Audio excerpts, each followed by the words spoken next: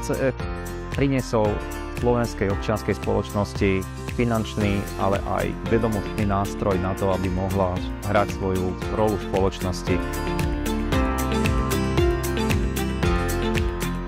Program od Active Citizen Fund v rámci témy občianskej participácie nám priniesol veľa. V prvom rade šok, že ten projekt mal úspech. To pre nás znamenalo veľa, že niečo, čo sme vymysleli v téme depolarizácie spoločnosti, padlo na úrodnú pôdu a niekto bol ochotný to podporiť finančne, takže to pre nás znamenalo veľmi veľa. Zároveň ako veľa projektov to bol zároveň experiment, takže počas projektu sme sa veľmi veľa naučili aj v tej téme depolarizácie, aj v tom, ako vlastne riadiť taký veľký projekt.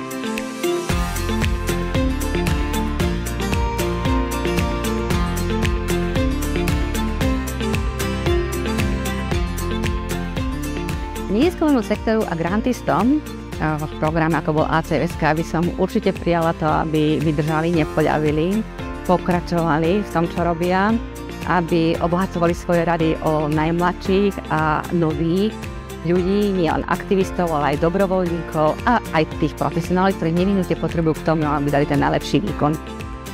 No a takisto by som im želala, aby ustáli možno tie výzvy, ktoré dnes čelia a nikdy to nevzdali.